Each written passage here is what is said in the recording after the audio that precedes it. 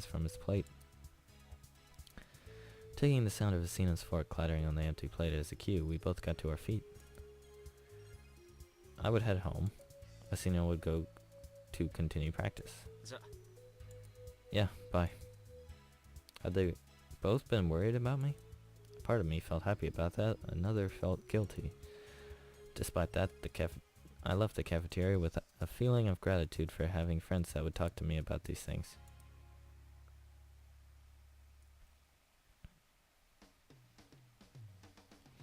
I recalled what happened the day before yesterday and decided to go check out the trattoria once again. Dude, you're gonna run out of money. Last time I didn't get to see Fall. Perhaps she'd gone home earlier than usual. Or later. You don't know. Don't assume. I realized I could have asked her when I saw her this morning, but I was so immersed in our practice session that I completely forgot about that. Just like before, I went to the trattoria without paying much heed to the time. What time is it? Like 6 on the dot. As I was about to enter, the door suddenly opened before me. I wanted to step aside, thinking it would be a customer that was leaving, but before I could, her voice reached me. Ah, Fall.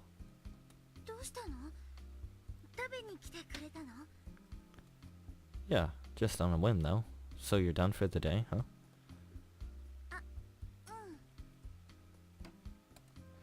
Feel like joining me?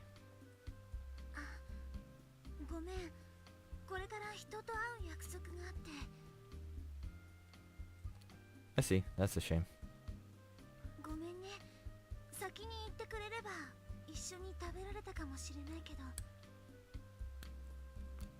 Nah, I really just thought it up on a whim.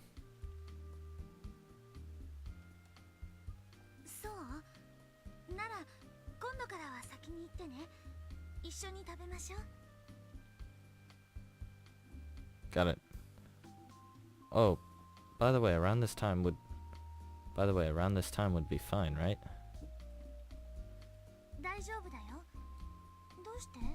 Oops. Because I came here the day before yesterday as well, but I didn't see you. Yep. Knew it. Working as hard as ever, I see.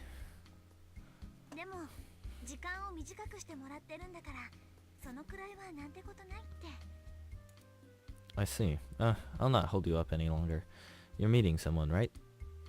During our conversation, Fall had been nervously glancing into the street a few times, which caused me to remember that.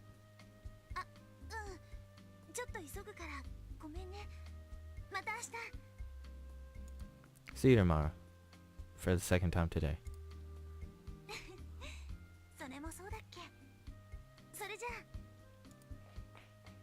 She must have really been in a hurry as she practically dashed away. After watching her leave, I was sort of lost in my desire to eat at Coper. I decided to walk straight home instead. Wow, really?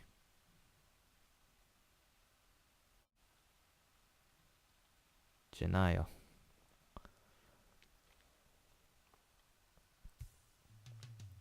There wasn't much to do while I waited for Ari's letter to arrive. Full and I had agreed to take a break today as we had gotten plenty of practice on Saturday. I'd been the one to make the request though. I can't guarantee what will happen on our last Sunday, though, Fall had stated with a smile. I looked at the clock. It was a little past 5. Not that there was any point in knowing the time. I had no idea when exactly her letter would arrive. But at least the force habit brought me some peace of mind. I am.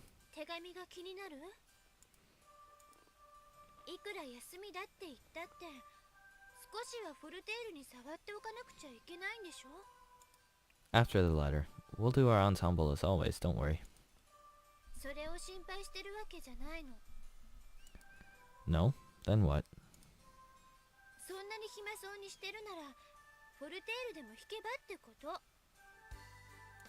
On my own?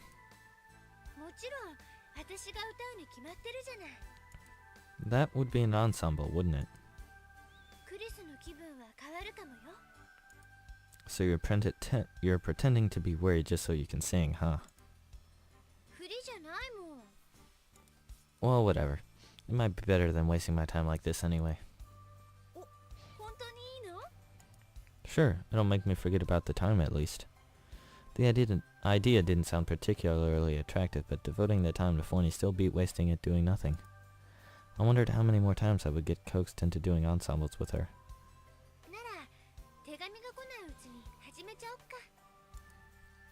I get the feeling the original aim of this has suddenly been pushed to the background.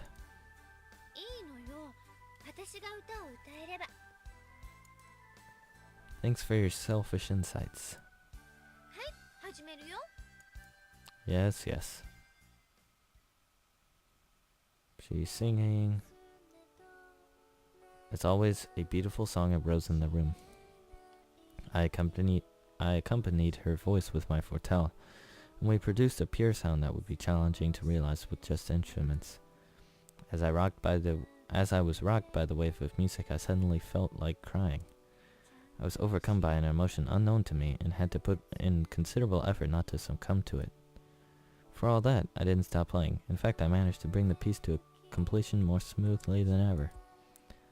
The music that spawned contained more emotion than any performance Forney and I had ever formed together. Voice crack. Before I realized it, I had my eyes closed.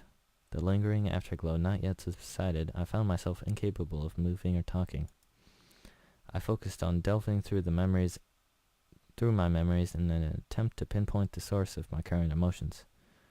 Forney was right beside me, but now I couldn't be bothered by the fact she might see me in this state.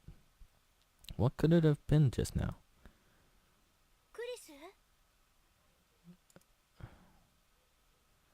An experience like this wasn't a first for me, but the emotional outbreak had never been this vehement. Yeah, a voice calling out to me, a familiar voice.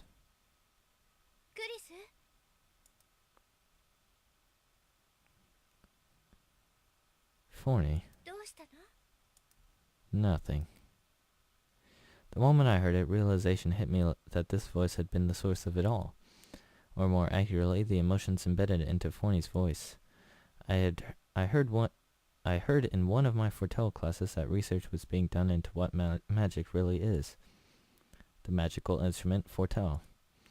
In order to play this instrument of yore, its exact origins were unknown. The player was required to infuse it with magical energy. Magic is emotion.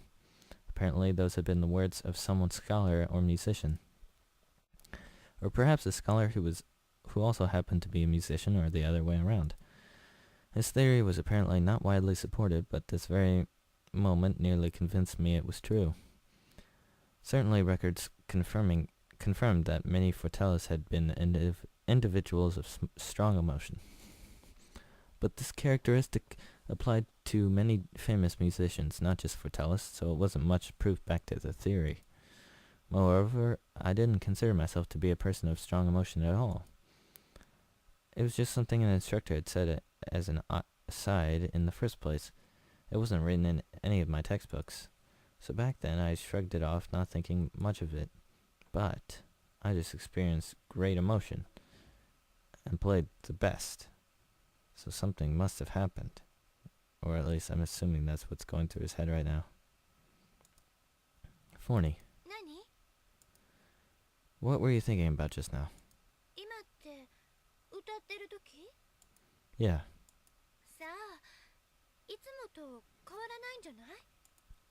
Forney's jestful tone all but revealed the truth. Something was different today, wasn't it? She admitted and shrugged her shoulders. To put the feeling of her emotions into words, the outcome would be parting. Was it sorrow I'd felt in Forney's song? The girl in front of my eyes wasn't crying, nor did she look sad. Even so, I was convinced of the fact the moment I recalled the earlier music, even though I had nothing to back up my claim.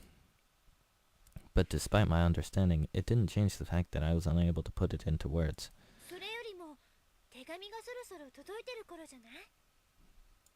Yeah. Having no choice but to follow her advice, I went down to the entrance of the apartment building.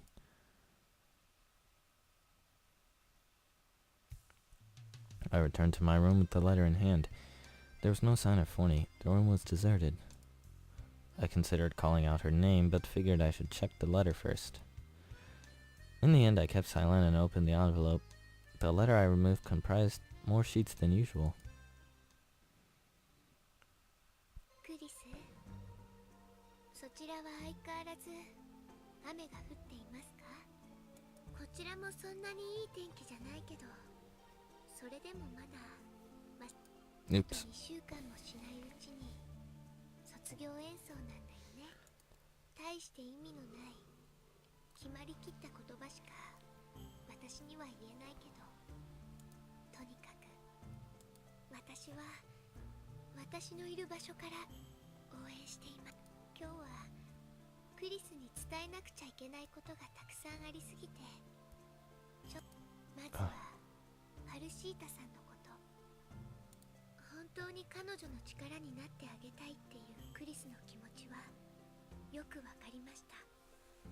クリスが一生懸命になって練習している姿が目に浮かびます。私だってほとんどそんな姿見たことないのにね。今私が思い出せるのはクリスの優しい顔だけ。クリスはいつだってそんな顔をしていて、本当に優しくて、困っている時も何でもないよって顔をしてたね。音楽だってフォルテールだってさらっとした顔してこなしちゃって、3人で一緒に通っていた音楽教室も一生懸命練習したのに、私だけ。だから私はクリスの楽しそうにフォルテールを弾いている横顔をずっと見続けていたんだよ。ごめんなさい、話がそれちゃったね。今の気持ちを素直に書こうと思ってるんだけど、どうしても言葉がうまく書けません。書かなくちゃいけないことまだたくさんあるのにね。Oh, she didn't sign it. The letter continued on a new sheet as though to portray her the rearrangement of her thoughts. Oh, okay. 私はクリスに自分の正しいと思うことをするようにって何度も手紙に書いたよね。それに対するクリスの答えは「わかった」って短い一言だった。でもね、とってもずるくて卑怯なやり方だったけど、それでも私はやっぱりやめるって言葉が聞きたかったのかもしれない。私はいつだってクリスの後ろ姿を眺めていることしかできなかった。フォルテールを演奏しているクリスは本当に幸せそうで、だから私はそれでもいいと思ってた。でもクリスが私のことを好きだと言ってくれて、私も好きだと言って、その時はそれで全てが変わると思った。でもクリスは3年間も音楽学院に行ってしまって、結局私はまた取り残されちゃった。トルタとアンサンブルしているクリスを遠くから眺めているだけのあの頃に、それでも今まではこうして手紙でつながっていると感じられた。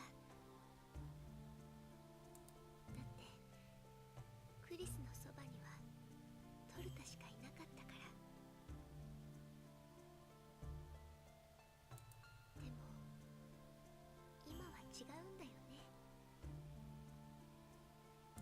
クリスが他の誰かのことを思って一生懸命になって、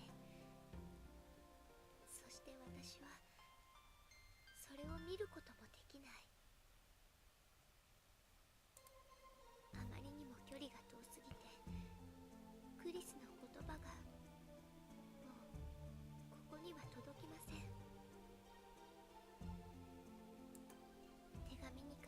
文字からはクリスの気持ちがもう見えません。だから私から言います。クリス、 Whoa. 別れましょう。 Whoa.